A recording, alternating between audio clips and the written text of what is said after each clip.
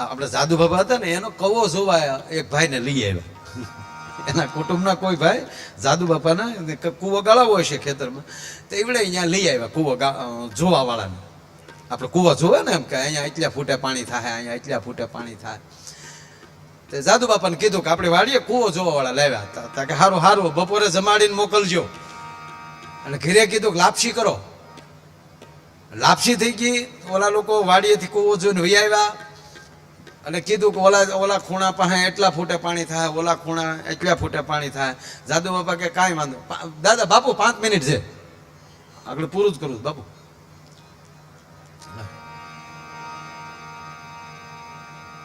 એટલે જાદુ બાપા રસોડામાં કી આવ્યા કે અમને બધાને લાપસી પીરસો ને પછી ઘી આપજો.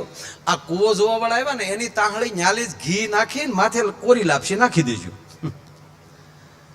તો એને તાહળી તૈયાર દીધી અને આ બધાને લાપસી ને પાછું ઘી પીરસ્યું. એટલે જેને ઘી પીરસાઈ ગયું એ બધા લાપસી બીડા સોળવા. એટલે જાદુ બાપાએ ઓલા ભાઈને કીધું તમે સોળો ચાલુ કરો. એટલે આને શું થયું કે મને ઘી પીરસતા ભૂલી ગયા. એટલે કીધું સોળો બાપા. કે પણ જાદુ બાપા ઘી નથી આવ્યું. અરે કે હોય કે મહેમાનના તાહળીમાં ઘી ન હોય એવું થોડું બાપા અમે કર્યું હોય એવું. અરે કે પણ નથી. એટલે જાદુ બાપાએ લાપસી ખેવીને કીધું કે આર્યું. એટલે લે દેખાણું નહીં. ત્યારે જાદુ બાપાએ કીધું કે તને શાર તો હું લાપસીને હેઠે ઘી ન દેખાતું, 300 ફૂટ હેઠે પાણી દેખાય જાય. એને કરતા લાપસી ખાઈને ટેસડા કરો એમ. તો ઓલે શું કીધું ખબર, હું લાપસી હું પાણી જોવા વાળો છું, તેલ ઘી જોવા વાળો થોડો જોઉં. હા અરે આપણા ગામડું છે. 2 જણા એમણે ગમે ત્યાં ખાડા કરતા હતા, એમાં ડાયરેક્ટ ડીઝલ નીકળ્યું. તા તો ગામમાં ઉત્સવ કર્યો કે આપણે સંશોધનકારક છે, જોવો ડીઝલ કાઢ્યું. કોકે કીધું બુરી ગયો ને બેન કરો, તમારો બાપ ડાયરેક્ટ પાઇપમાં તમે ખાડો કર્યો, આગળ હલવી દે. આ તમારું સંશોધન નથી, આ નબળાઈ છે. જીવનમાં ક્યાં નબળાઈ ને ક્યાં હું આવે એ ખબર નથી, પણ વાત એ છે કે કેટલે અટકી જવું અને ક્યાં સુધી વયું જવું એ બુદ્ધિ પરમાત્મા જ આપી શકે, માણસ ન કરી શકે. ભલામણ એક બેને એના ધણી ઝઘડે કે ઊભા થાવ ને મારે રોટલી કરવી, તા હું ક્યાં તાવડીમાં હું તો બોલો લ્યો. હા તાવડીમાં હું તો તને રોટલી કરવામાં તકલીફ પડે એમ. અને હામાં ઉપાડ જ લ્યો તમે, હું કરજો. ભગવાને આપણને બુદ્ધિ આપી છે. ભગવાનને એવું હતું કે આ હારા આવા કામ કરશે, ભાગવત કરશે, ભાગવતમાં જાહે. એને એ તો ખબર જ નહોતી, ગાળિયા કરશે એ ખબર જ નહોતી. બોલો આપણે નથી ઘણા માતાજીને માનતા નથી કરતા કે હે માતાજી મારું એટલું થાય તો હું તને એટલું આપું. આપણે અમુક માણસો ને આ ભાગવતની કથામાં 2 કથા એવી છે, મહાભારતની કથામાં ને આ ભાગવતની કથા જે 2 કરી, બેયને એના મિત્ર પાસે 2 ગોરાણી મોકલે છે. એક ગુરુ દ્રોણને એના પત્ની એમ કહે છે કે તમારો મિત્ર છે અને આપ એને દ્રુપદને મળવા માટે જાઓ. તમે દ્રુપદને રાજ પાછું મળે, એનું રાજ સારું થાય એ માટે તમે યજ્ઞ કરેલો. તમારા મિત્ર છે ને એને કીધેલું મને મારું રાજ પાછું મળશે તો અડધી ગાદી તમારી, અડધું રાજ તમારું. અને આજ અસ્વસ્થામાં ને દૂધ નથી, એ દૂધ માગે છે તો હું લોટમાં પાણી નાખીને પાઉં છું. આજ અહીંયા સુદામાના પત્ની શું કહે છે, તમે કેવલ કૃષ્ણને મળી આવો. પાછા કઈ રીતે, તમારી પાસે જે છે એ તમે અર્પણ કરો. જો આપણે 56 ભોગ ધરવાની જરૂર નથી, કારણ કે આપણી પાસે 56 ભોગ નો હોય. અહીંયા શું કૃષ્ણને પાસે શું કહેવા માંગે. આજની કથામાં જયારે આપ દાદા વાત કરતા હતા કે ઋષિના ગળામાં મરેલો સાપ નાખ્યો, અને આ કથા હું જ્યારે સાંભળું છું ત્યારે મને એક વાત બહુ ગમે છે. ડોકમાં સર્પ નાખ્યો છે મહારાજ પરીક્ષિતે, મરેલો પડ્યો છે, તીરથી લઈ અને ઘા કર્યો. અહીંયા પરીક્ષિતને એવો વિચાર આવ્યો છે કે હું આવું ને મારી આગતા સ્વાગતા ન કરવી પડે, એ માટે કદાચ આ ઋષિ આવો ઢોંગ કરતા હશે. અને જો ઢોંગ હશે ને સાપ ડોકમાં જશે તો જાગી જશે. પણ આવું ન થયું. આંખ ન ખુલી. ડોકમાં સાપ આવ્યો છે તોય આંખ નથી ખુલી. અને અહીંયા દીકરાએ ખાલી પ્રતિજ્ઞા લીધી ને કીધું કે જેણે મારા પિતાની ડોકમાં મરેલો સાપ નાખ્યો હશે એને 7મા દિવસે તક્ષત કરશે. બાપની આંખ ખુલી ગઈ. હું હંમેશા દાદા એ જાણું કે દુનિયા તો આપણી માથે ઝેર નાખ્યા કરે, આપણે બધી આંખો ખોલવાની જરૂર નથી, પણ પંડનો દીકરો ભૂલ કરે ને ત્યારે બાપની આંખ ખુલી જવી જોઈએ ભલા માણા. અને કીધું છે બેટા તે શું કર્યું? લાખોને શ્રાપ દેવાય પણ લાખોના પાલનહારને શ્રાપ ન દેવાય. અને અહીંયા પાછું બાપુ જેવો પરીક્ષિતે સ્વીકાર્યું હું ઈ જ લાયક છું. મારો બાપ હું પાંડવ પુત્ર હોય અને મેં આવું ઋષિઓ માટે કર્યું, મારે ઋષિઓના રખોપા કરવા જોવે. કૃષિ પ્રધાન તો આ દેશ કાલ થયો દાદા, આ દેશ ઋષિ પ્રધાન છે ભલા માના. કૃષિ પ્રધાન તો કાલે થયો.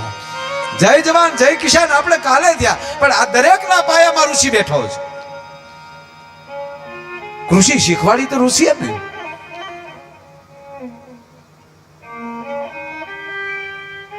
મહારાજ પરીક્ષિત સમજી ગયા. નહીતર તો કીધું ને કે 7 દીની વાત ઘરે ગઈ અને મારા રાજમારી મને હરાપ આપો છો, પૂરી ગયો આને જેલમાં. નહીં, હું ઈ જ લાયક છું. માંડળી કે ઈ ન કર્યું દાદા. એને માંડળી કે નાગબાઈ પાસે જઈને એટલું કીધું કે માં હું લાયક છું, હવે તું તારી લે.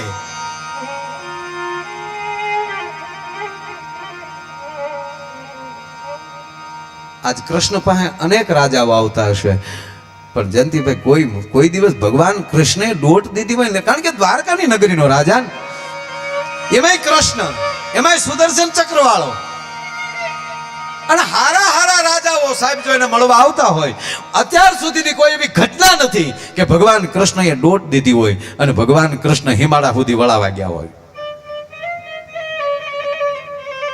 એક સુદામા શું કામ? તાંદુલની પોટલી લઈને આવ્યો છે. વાત બહુ મોટી છે, સમય થોડો છે, ટૂંકી જ વાત લઈ લઉં. દ્વારપાળોએ અટકાવ્યા અને એક દ્વારપાળ આવી અને કહે છે સુદામાને કે બાપા એ છોકરાઓને ખબર ન હોય, ભગવાનને મળવાનો સમય નથી એટલે તમને ના પાડી છે, પણ હવે આપ બાપા ઘડી કાંઈ ઉભા રહ્યો, હું જાઉં છું આપના માટે. અષ્ટપટરાણીની વચ્ચે અખિલ બ્રહ્માંડનો માલિક કૃષ્ણ ચંદ્રમણી બેઠો છે. દ્વારપાળ આવી ભગવાન કૃષ્ણને કહે છે દ્વારકાધીશના ચરણોમાં પ્રણામ. આવો દ્વારપાળ. આવવાનું કારણ એટલું સાંભળજો, આપને કોક મળવા આવ્યું છે. કોણ છે? બ્રાહ્મણ હોય એવું લાગે છે. કનૈયો બોલ્યો છે દ્વારપાળ, આ દેશના બ્રાહ્મણોને, આ દેશના ઋષિઓને, આ દેશના સંતોને મને મળવા માટે પરવાનગી લેવા પડે એવું કેદીથી ચાલુ કર્યું છે તમે? કનૈયા માફ કરજો પણ અમને એવું લાગ્યું નહીં એટલે સહેજ કીધું છે. ક્યાંથી આવે છે? કે પોરબંદરથી. આપની મિત્રતાનો દાવો કરે છે. ઓ મને ઝટકે, એનું નામ શું છે? હું મારી સ્કૂલમાં વિદ્યાર્થીને કહું છું, કૃષ્ણ સુદામા ઘોડે રહેશો ને તો તમારો મિત્ર કલેક્ટર થયો હશે ને અને ખાલી સીસી કેમેરામાં જોઈ જાય કે મારો મિત્ર આવ્યો છે તો એ સુદામા ઘોડે અહીંયા જીવ્યા હશો તો 100% તમને લેવા માટે દોટ દેશે. બાકી ગુરુને બધાય ગુરુ દ્રોણની પાસે તે પાંડવોના કૌરવોના બેયના છોકરા ભણ્યા છે, પણ જેની અંદર સહેજે ભેદભાવ થઈ જાય છે ત્યારે એક જ પક્ષના હોવા છતાં કોઈ દી એક કક્ષમાં બેસી નથી શકતા ભલામણ. ઝટક્યો દ્વારપાલ ક્યાંથી આવે છે? પોરબંદરથી. આપની મિત્રતાનો દાવો કરે છે. નામ શું છે? નામ સુદામો. તા નામ રે સુણીને વાલો એ દોડ્યો ગીરધારી રે, ત્રિક મેં લીધા રે એકદમ તેડી રે આહુડા આંખ મારે. શું કાક બાપુ એ શબ્દો મૂક્યા છે? પછી તો ઘણું રોકાણા. બાપુ શું લાવ્યા છો સુદામા? પણ સુદામાને એવું થયું કે ઓહો, આ હોનાની દ્વારકા, આમાં મારી એક છીથરે વીટવેલી તાંદુળની પોટલીની શું કિંમત છે? આપણે અમુક વાર મને યાદ છે, આપણે મોજું ફાટલું હોય ને અમુકની ઘેરે ગયા હોય તો આપણે પગ ઢળતા હાલતા કરે રે, અહીંયા પગનું તળિયું ફાળી જાય. સુદામા તાંદુળ હંતાડે છે. ભગવાન કૃષ્ણને થયું કે હજી હંતાડે છે. જો આ દેશનો બ્રાહ્મણ કેવો હોય, આ સુદામા જે જગ્યાએ સાંદીપની ઋષિ આશ્રમમાં બે ભેગા ભણતા, ઈ જ નગરમાં, જે આશ્રમ નગરની બાજુમાં હતો, ઈ જ નગરમાં એક ચોરી થઈ, અને ઈ ચોરી એક બ્રાહ્મણના ઘરે થઈ, અને ઈ એવા બ્રાહ્મણના ઘરે કે એના ઘરમાં એક ખોબો ચણા સિવાય કાંઈ નહોતું, અને ઈ ગોરાણીને એમ થયું કે આ ચણા હેકી અને હમણાં ભૂદેવ આવે એને જમાડી લઉં, અને હજી થોડીક વ્યવસ્થા કરવા જાય, ચોરને એમ કે આની અંદર કાંઈક વસ્તુ હશે, અને ચોર લઈને ભાગ્યો. ગોરાણી પાછળ ગયા, કારણ કે ઘરમાં એક મુઠ્ઠી જાહેર નહોતી, એટલા ચણા જ હતા. અને ચોર એટલો ભાગ્યો અને છેલ્લે સાંદીપની ઋષિ આશ્રમમાં ઘૂસી ગયો, અને એ આશ્રમમાં એ પોટલી મૂકી અને નીકળી ગયો. અને ઓલા ગોરાણીએ નિહાકો નાખ્યો, ઈ ચણ્યા જે ખાહે એને દારિદ્ર આવશે, જા મારો હરાપ છે.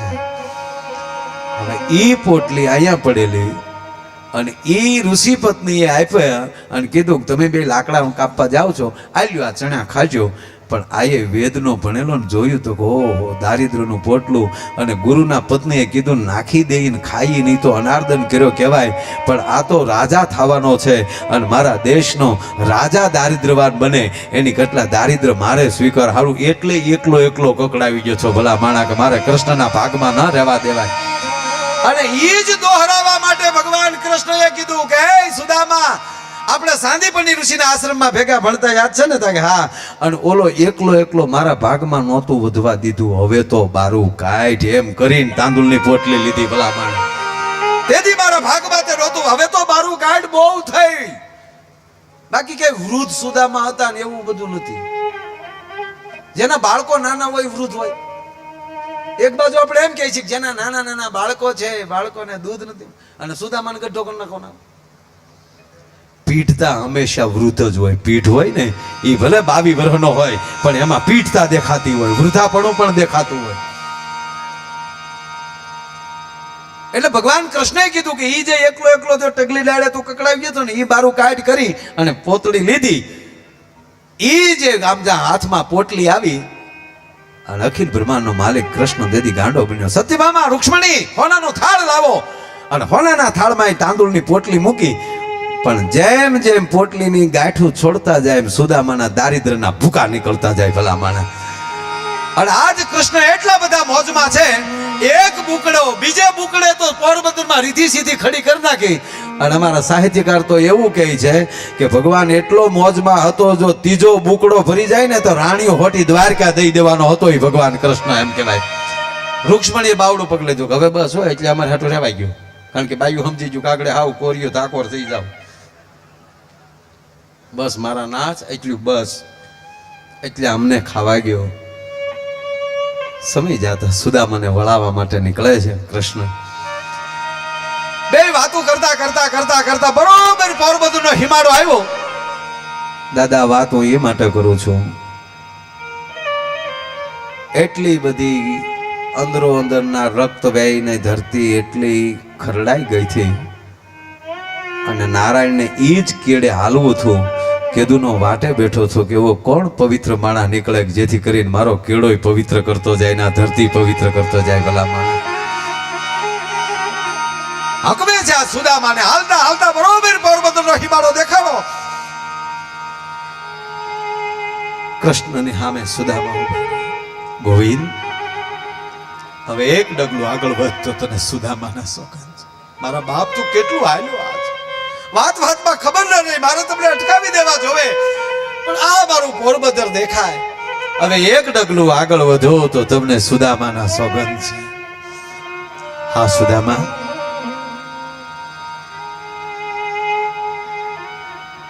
આવજો સુદામા. ફરી વાર ભેટે છે. અને સુદામા હાલતા જાય, પાછું વાળું જોતા જાય. સુદામા હાલતા જાય, પાસુવાળું જોતા જાય, પણ આજ કૃષ્ણ મટકું નથી મારતો સાહેબ. મારો બાપ હાલ્યો જાય, મારો બ્રાહ્મણ હાલ્યો જાય. જ્યાં સુધી સુદામા દેખાણા ત્યાં સુધી એકની એક નજરે ભગવાન કૃષ્ણ સુદામાને જોવે છે. આંખમાલી શ્રાવણ અને ભાદરવો હાલ્યા જાય છે. સાથે ઓધવ છે, મિત્રો છે. કૃષ્ણની આ દશા પહેલી વાર જોવે છે. ઓધવ હવે કૃષ્ણનું રડે છે, કૃષ્ણ માટે રડે. ગોપાલ, ગોવિંદ, હવે તો અમારે સામે જુઓ. હા ઓધવ,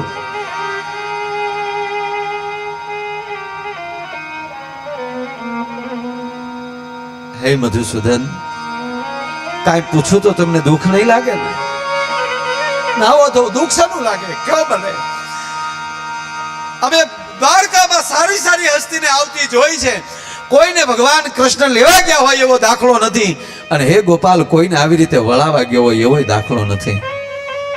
અને તમને સુદામા બહુ પ્રિય છે? હા, મને બહુ પ્રિય છે. એટલે જ કહી છે ગોવિંદ, તમારી પાસે ત્યાં રથ અને ઘોડા અને પાલખીની તાણ હતી. સુદામાના ઉઘાડા પગ છે અને તમે એને એટલા સુધી વળાવા આવ્યા તો એખાદી રથ કે એખાદી ઘોડો પાલખી મોકલ્યા હોત તેને પોરબંદર ન મૂક્યા હોત. દાદા, આપને ખબર જ હોય આપની સામે શું માને, પણ આ વાત મને એટલે ગમે છે. આજ કૃષ્ણને એમ થતું હશે કે આ રસ્તે મારે હાલવું છે ને, જાવું તો પ્રભા ક્ષેત્ર, મારે પ્રાચીને પીપળાએ પહોંચવું છે, જાવું છે આ કેડે. જાતી વખતે જો આવો કોઈ પવિત્ર બ્રાહ્મણ જો હરકી કેડી કરતો ગયો, કારણ કે એનો ભોગ ધરાતો હોય અને ભોગ લઈને કેમ એનો થાળ લઈને કોઈક જાતું હોય તોય દાદા પાણી છટાતું જાતું હોય તો જેથી અખિલ બ્રહ્માંડનો માલિક એમ કહેવાય કે છેલ્લા પગલા માનતો હશે એ ધરતી તો પવિત્ર કરવી પડે કે નહીં? ક્યારેક ક્યારેક તો એવું લાગે કે સુદામાને બધ ભરીને જ્યારે પોરબંદર બાજુ રવાના કર્યા ને ત્યારે કદાચ કાનમાં કીધું હશે પોરબંદર પહોંચી જાવ ને પછી સુદામા સમય રહીને તો સોમનાથની જાત્રા કરી આવજો, જેથી કરી અને ઠેઠ સુધીનો મારો હાઈવે હારો થઈ જાય. ભલા